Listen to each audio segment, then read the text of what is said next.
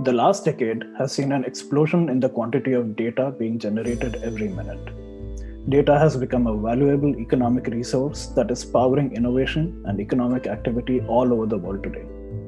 The exploitation of data creates economic opportunities, but also creates privacy concerns. Countries around the world have reacted to these developments by enacting personal privacy laws.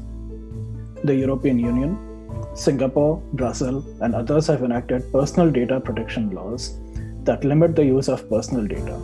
Most of these require a user's consent be taken before data can be used, and require firms to put in place safeguards for the use of personal data. These laws also establish domestic regulatory agencies whose function is to regulate the use of data by business. India is also considering a similar data protection law.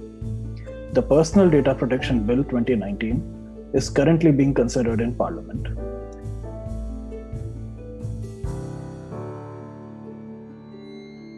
With regard to personal data, the proposed Indian law is similar to many other laws adopted worldwide.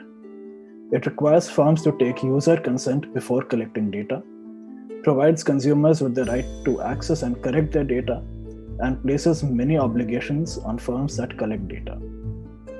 The law will apply to all sectors on the economy, though certain exemptions will apply to small businesses and specific kinds of data. The government can also exempt specific government agencies from the requirement of this bill, which is a provision intended to be used for giving surveillance agencies leeways. And in addition, the bill also proposes to set up a data protection authority for supervising the collection and use of data. In a departure from many similar laws on the subject, the bill proposes to allow India's central government to mandate firms to share any non-personal data collected by them. Related to this is the draft report of the Government Committee on Non-Personal Data. The report proposes that firms should be mandated to share non-personal data stored by them on publicly accessible platforms for a fee. The report argues that a framework for mandated sharing of non-personal data is likely to lead to higher innovation in India.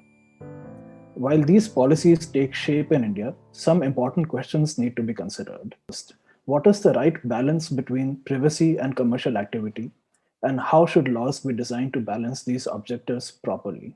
Second, how do we minimize the harm from the misuse of data to consumers? Consumers, especially in developing countries like India, can potentially benefit significantly from access to online spaces. Any law that inhibits such access can have a negative impact on economic growth. At the same time, rampant misuse of data can also lead to significant losses for consumers and an overall lack of trust in online activity. And last, just like consumers, businesses in developing countries can benefit significantly from innovation such as artificial intelligence that help service consumers in better, cheaper ways, or enable businesses to reach out to an entirely new category of consumers. If data protection law places significant compliance burdens on such businesses, their ability to do so could be constrained.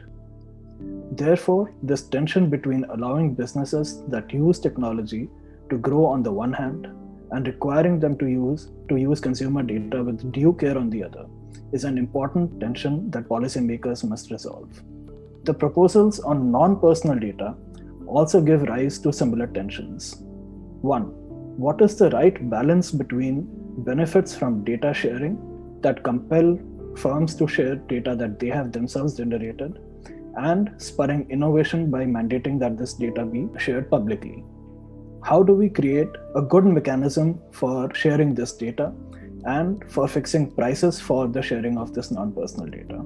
And lastly, is a framework of extensive government ownership and regulation, like this committee proposes, is it necessary for increased sharing of non-personal data, or can there be light touch methods that enable us to do so? These tensions are especially relevant to India, where most businesses are small and the economy has started undergoing rapid digitization in the past decade.